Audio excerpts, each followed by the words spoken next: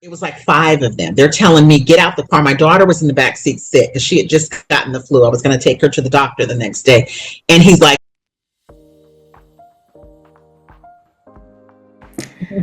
Hello, fam. This is Ronnie from Finding My Tribe, and I have an extremely special guest today.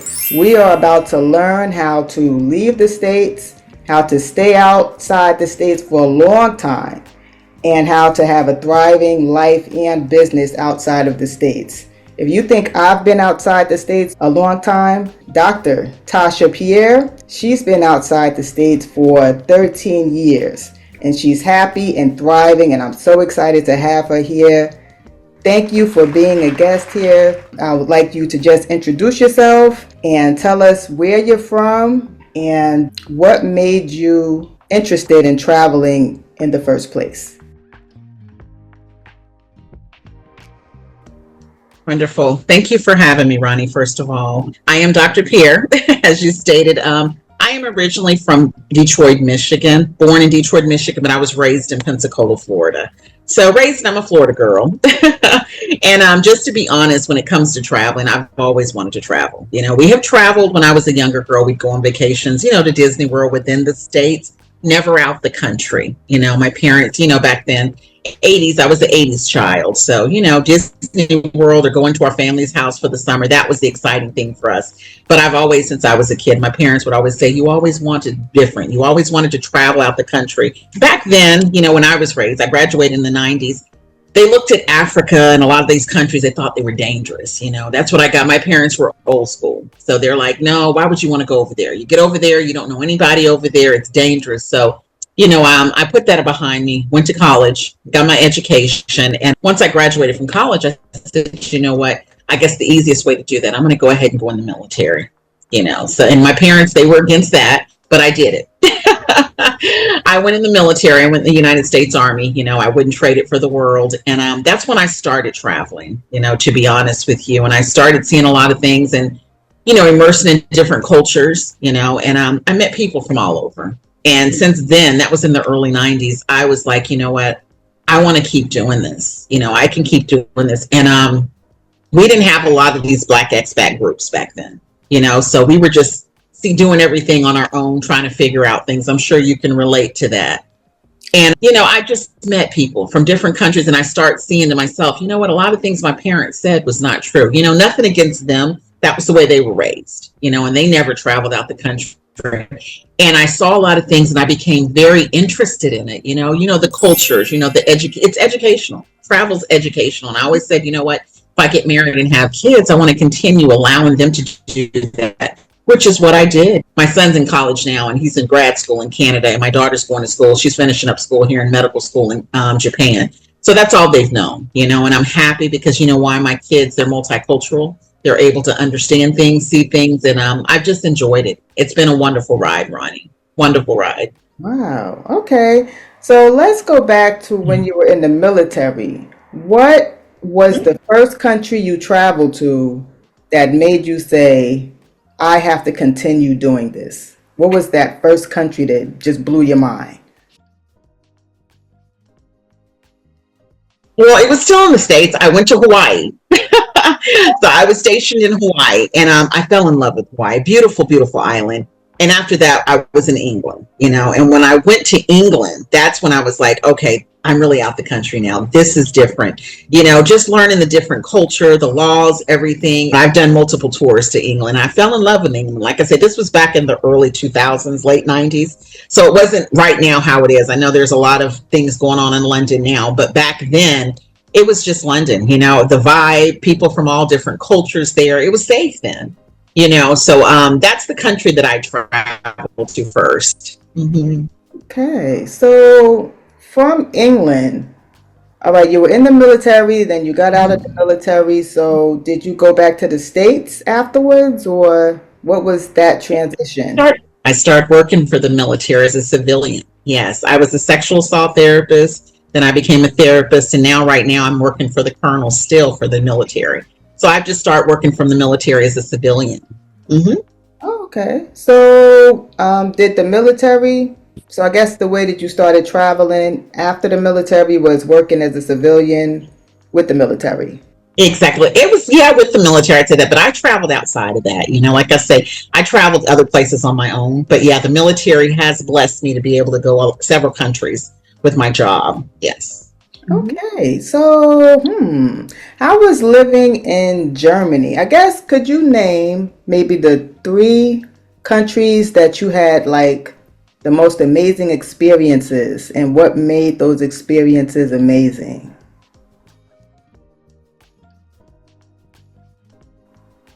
Like, I would say mhm. the United Kingdom, for one, Germany, as well as in Japan. And the reason I'll start with the United Kingdom, like I stated, it always has a big place in my heart because that was the first country that I traveled in. So and we have a lot of friends there. A lot of friends over there in England, London specifically, and also Manchester. In the United Kingdom, so that holds a special place in my heart. My kids basically they go back and forth there with me, and Germany is where the kids grew up at. That's where my kids went to school at. They were blessed to play sports because we were still on a military base, even though I was a civilian. So my son was able to play football, and my daughter cheerleading. So they were still able to do the American, sports. Still had that there, and they met a lot of friends. And my son, he played with the German football team over there as well. So that's what got him more into like playing internationally. He plays in Canada now. He's in Canada playing football. So Germany is going to always be home. That's where we were the longest. That's where my kids graduated from school, went off to college from. So Germany, the food, the culture, the people, it's awesome. And then it's also there, and I'd say Germany, it's centrally located near everything. So we were able to travel to multiple countries for a little and nothing. And the reason I say the third is Japan. Japan, oh, I always say, what can I say about Japan? The people here are awesome. Clean country, just like Germany. They take pride in their country. They take pride in their culture. They're very respectful, and it's a lot to do. And when I say a lot to do, it's educational, very educational, just learning their culture and how much they embrace their culture. Wow. So those are my three. But it's several I can say, but those are the main three. Okay, well, did you travel to a country where you didn't have such a great experience? And how did you navigate that? I'll go ahead and say, I think there's two, but I'll start with Marrakesh. A lot of people say that Morocco, they love Morocco. And it's not a bad place. It's just, I'd say, for instance, there is a lot. It's the laws. You got to learn the laws in Morocco, and that's one thing I teach my kids all the time. We've learned that a lot of people feel like, oh, we're just going to go to these countries and we're going to do what we want to do and have a good time. And they think of America, the things they're able to do in the U.S. A lot of things you can't do in these other countries. That's why it's best to learn the laws. Which we did respect the country, but I think the custom there in Morocco, I just couldn't kind of get used to. And we ran into and you're going to find that in a lot of countries where we ran into a lot of scammers, which we know how to handle those. But when you're on vacation, you don't want to deal with that. You want to just enjoy yourself. But people coming up asking this and this and this. And every time we go, we went twice. Same situation happened. But the food's awesome, I say, and then the shopping is great. So we got a lot of shopping there. So I'd say Morocco. Actually, to be honest, it's not a bad country, nothing bashing about the country. The country is beautiful. It's just certain areas. And I think what we did learn, I'll retract on that. My son said, Mom, when we do go, let's just not stay in the touristy area, because they know when you're tourist, you're coming in vacation and they're going to ask you for stuff because they know you're trying to see stuff. So we did learn that. So we may give it another chance. I think we're going to give Morocco another chance. All right, so language. Okay, and you have your kids out there living in Germany. So do they speak German and Japanese? And how was it navigating? How did your kids, I guess it's always been a part of their life, so they didn't have any issues? Did they have any issues in school? No. I'm glad you asked that, Ronnie. Yeah, no, I'm going to say no because they grew up there. They wanted to go back to school in the States. They wanted to go to college in the States, which is understandable. We gave them a choice, their father and I. Do you want to go abroad or do you want to go back to the States to college? So they both chose to college. And they had a little bit of a problem adapting. in the States, and this is their home country. And the reason why I say that, because they grew up out the country. My son, I'd say the first year he was having trouble, but he decided to stay because he plays football in college. So he finished his undergrad and he was okay. But my daughter, she did 2 years there. And she's like, Mom, I think I want to transfer to a university in Japan. She's like, I just can't get the rhythm here. She had to come back. She came to Japan. So she's in college and pre-med here in Japan. Yeah. And what did she say? Because that's like reverse culture shock. So, what was it about the States now that you couldn't stand or that really bothered her? What she says basically is, like I said, she was younger. She's my younger daughter. So she was a lot younger even when we moved here, younger than my son. And she just got used to the easier way of life, Ronnie, to be honest. Because when she got back, she went to school in Miami. And she was a cheerleader there and she had friends and everything. But she's like, Mom, it's just too fast paced here. She says, it's so much going on here. She was used to a softer, quieter life over there in Germany. I mean, of course, we did a lot of things. We had the German and everything there. We'd have all kind of different things there in Germany, but it wasn't to the extent that they're doing in the States. I think it was more of a softer life, to be honest with you. I can definitely relate to that because growing up in the States, and I'm from New Jersey, so I'm just used to the boom, boom, boom, boom, this type of pace. And then once I started traveling, it's definitely softer. You feel more free. So I definitely can relate. Yeah, and it's funny you say that, Ronnie, because we did have to go back. We went to Alaska because I took an assignment in Alaska for 2 years, and this was for me. It was a culture shock for me. My kids we call it the lower 48, all the states up under Alaska. I would go visit the kids in their university, just to visit, and it was just a culture shock for me. I'm serious. I would get hypertense. I just nervous. With the driving and everything, and I'd be ready just to get back to my cabin up there in Alaska. That's when we were in the States for 2 years, and I was like, okay, we got to go back. We couldn't handle it. Yeah. Wow, that's right. Once you get used to like that softer life, you don't want to go back to the rat race where it's just like the energy's like this all the time. Yes, and I'll tell you another thing we fell in love with is, and my kids brought this up, they don't really tear down their homes. They keep their homes, so it's like it's culture there. And the States, it's like brand new homes. They build them so close to each other and everything. But here, you're able to embrace it. Even though they're older homes, we've learned to say, okay, it doesn't have to be a big, beautiful home. It doesn't have to be brand new. We're happy with what we have. And we're able to be at peace with that. It's not keeping up with the Joneses anymore. Right. Wow, okay. Well, that's fabulous. So let's get into your relationship because you're married. And Yes. how has that been? Because that could be a challenge. I know I'm married and I had my challenges with, you're in the States and then you move. And when you move, you're a different person in a different country and your partner's a different person in a different country. So that could be a little tricky. So how have you navigated that?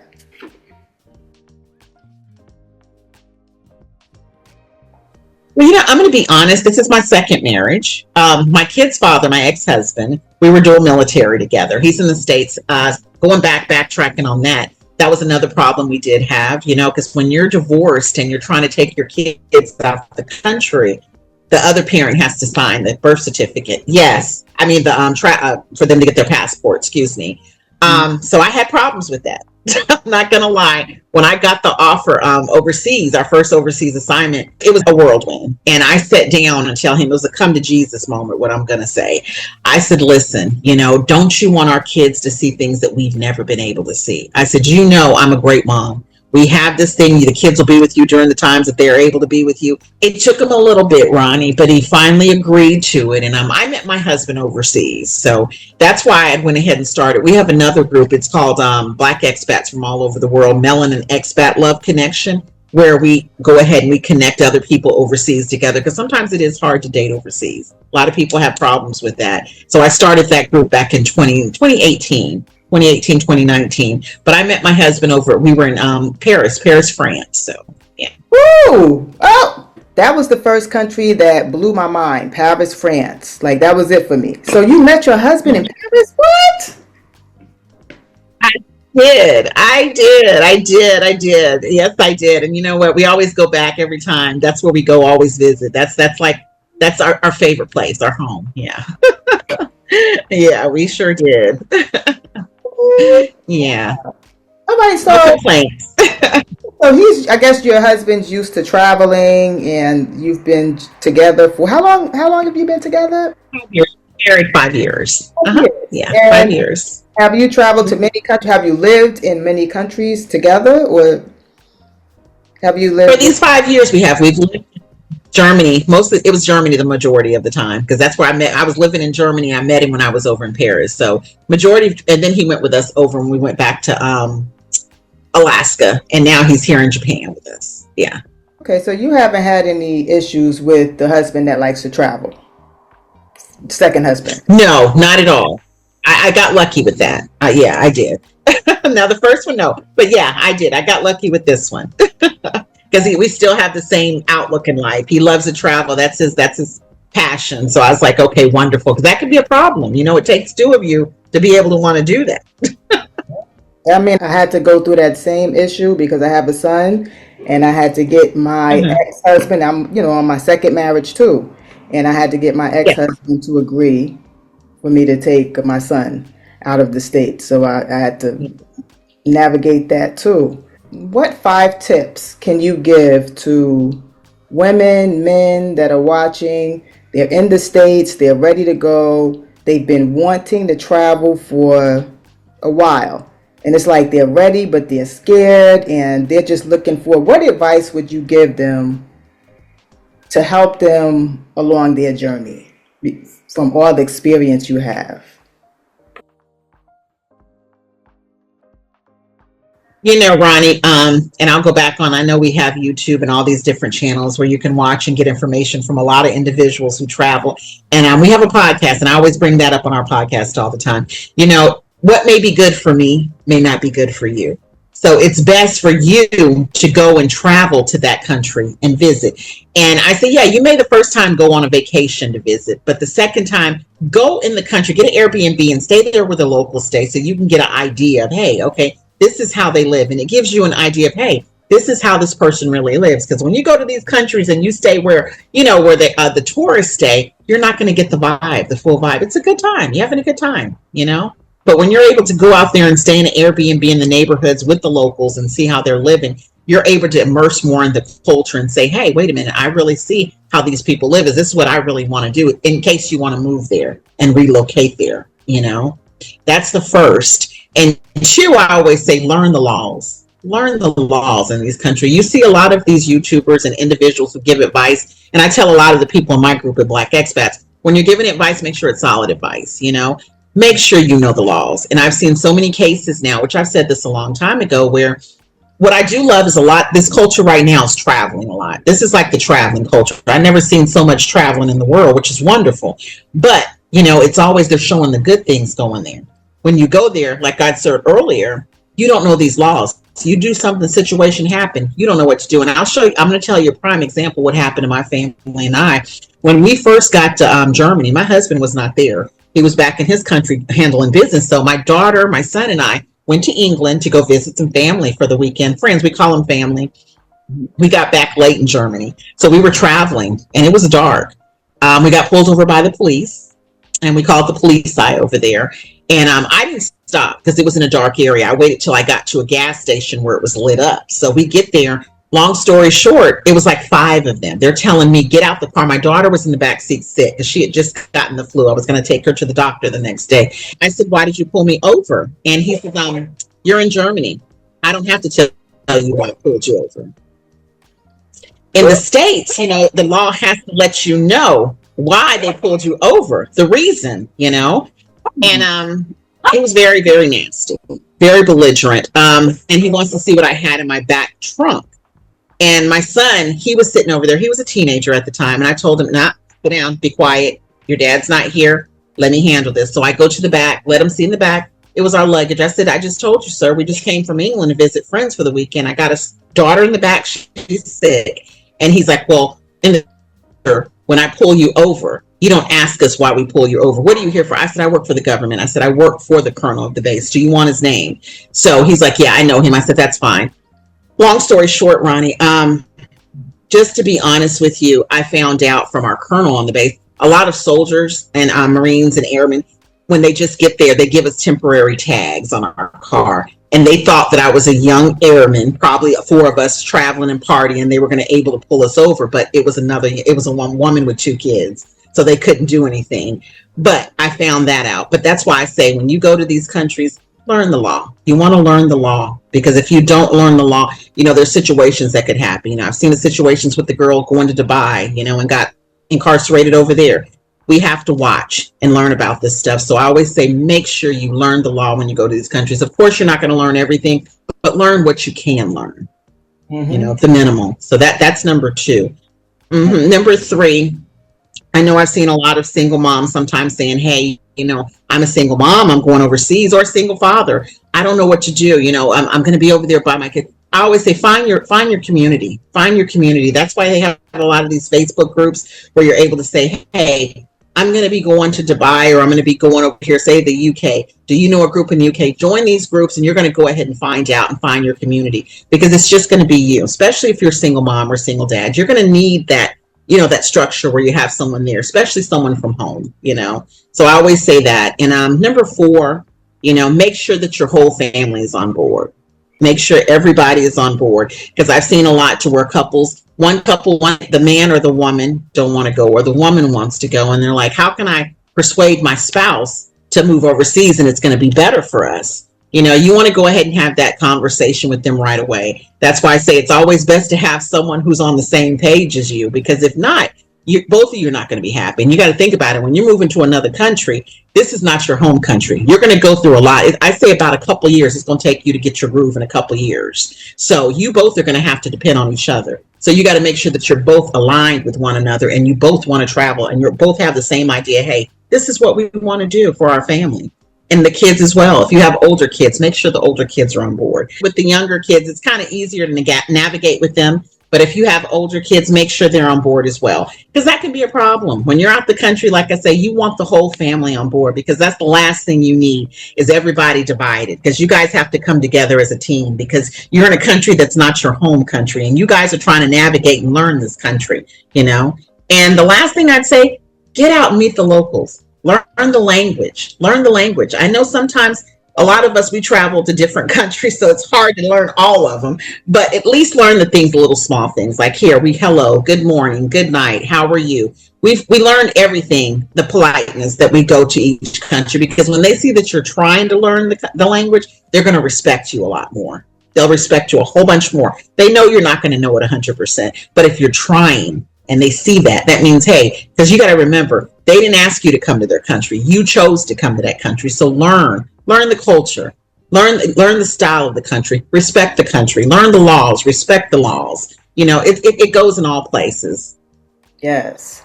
Okay, so the way that I found you was on the Black Expat group in Facebook, and you have a lot going on. Can you please let us know everything that you have going on, your travel business as well, and how people can, join the Facebook group and everything you have? Please let us know. Yeah, we have our group. It's about 50,000 members. I started that in 2017, and the funny reason, I'm going to be honest, Ronnie, I started that just for my family. To put pictures in there of the kids and let them see how the kids were growing up. It was never supposed to be a group. So we started having people request to join. I was like, okay, you know what? I'm going to go ahead and do it. So I started letting people come, and that's how it came about. But Black Expats from all over the world, that's the name of our group, Black Expats from all over the world, and it's on Facebook. It was meant for just a group for my family, to see the kids and I travel and keep ideas of where we're going and just be able to live through us. But people started wanting to join that were traveling. And I'm like, you know what? Let me go ahead and open it up to the public, because a lot of people, they want to go ahead and men to people who are doing the same thing they're doing. So that's how that group came about. And we do have a podcast for that group. It's Black Expats from all over the world with Tosha Pierre and Shartez Wiley. And it is actually consisted of traveling. We talk about everything, life, sports, and it's more so catered to us for us. And we've had this podcast for about 5 years. 5 years. And we do have some of the group members that come on. We interview them as well, and others as well. And we just talk about things that are going on in everyday life as far as traveling. And we have our website, which is Black Expats from all over the world.com.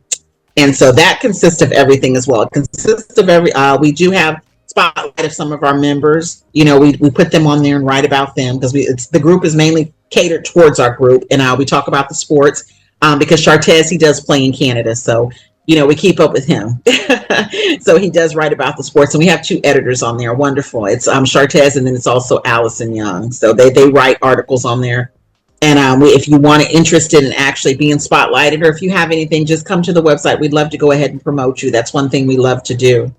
And last but not least, we do have also, like I said earlier, we have Black expats from all over the world, Black-owned business as well. Because in the group, there's no advertising. We made it just for resources and referrals, and a lot of people were advertising. They're like, hey, what's this about? So I said, you know what? So as soon as I started that group a year later, I started Black Expats from all over the world, Black-owned businesses. That's on Facebook as well. A lot of people are able to go on there, promote your YouTube channel, promote everything on there. So we have over about 4,000 members on there as well. And then we also have the dating site, which is Black Expats from all over the world, Melanin Expat Love Connection. That's the one I was speaking of earlier. That's on Facebook as well. We have about 3,000 members on there as well, too. So, we got a lot going on with that. We're getting ready to have a summit in March. It's going to be a summit, and we're really excited about that, a virtual summit. A lot of members have been asking about that for the past couple of years, but with so much going on, I hadn't had time, Ronnie. So I got with our team, and we're like, you know what, let's just go ahead and do it. So yeah, keep a lookout for that. We will be advertising that. And we're going to have a lot of speakers, speaking, and we'll have realtors, individuals who've traveled abroad, answering questions. We're going to have breakout rooms. So it's going to be exciting. I'm excited about it. So we're working on that right now. And then on my travel agency, I'm committed to Black Expats. We started that too, just to go ahead and help out with travel if individuals needed help with traveling. So we're able to go ahead and find discounts for them to travel. Okay, so I'll make sure that all the links are down below so you can sign up to the expat group. If you're looking for love, we got you covered. If you need help, if you want to travel, we got you covered there. Podcasts, we got you covered on multiple levels. I guess the last question I have right now is, how do you do it all? I swear. I get asked it all the time. Oh my goodness. It's before I came on the interview with you. We have an exchange student coming, and I just got interviewed, and that's the lady just asked me that, who was interviewing me. She was like, how do you do it? I said, you know what? I think it's just been ingrained in me forever. It keeps me going. When I'm busy, I'm able to stay positive. I'll tell you that. Because, I always say the mind is the devil's playground. When it's idle, you have a lot of things you're thinking about, thinking, stressing. But with me staying busy, especially doing positive things, it keeps me going. It does. So I don't even think about it. I really don't. I enjoy what I do. And if I can help somebody, get the same area where I'm at, I'm more than happy. I'm no gatekeeping, because we have a lot of individuals now who do want to travel. Like I said, and I see it a lot, and I'm happy I'm seeing more traveling because, back then, when we were young, it just, you didn't see that much, especially going out the country. That was from where I'm from. Oh my God, they have money. They're traveling out the country. But now it's like I see this new generation. Everybody's traveling, and that's good. But like I said, there's other steps you got to take when you're traveling too. You got to think about. It's just not all about traveling. It's things you got to take in consideration. So that's why I do it. I do it because I enjoy it. Oh my goodness. So thank you so much for being a guest here. I learned so much, and you have so many resources, and it will all be in the description. So check it out. Thank you for being here. Thank you for having me. Thank you so much.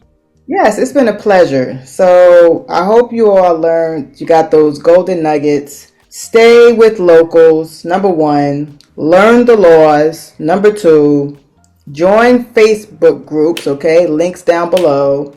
Make sure your family's on board when you're traveling abroad, and learn the language. So important, so important. If you don't, it's going to open up your doors, because I lived in China, and when you go to these different countries where they don't speak English, people really start to open up to you when you learn the language. So this has been wonderful. Thank you so much, Tasha, for being here. And this is Ronnie Light signing off, Thank you. inviting you to go where you glow.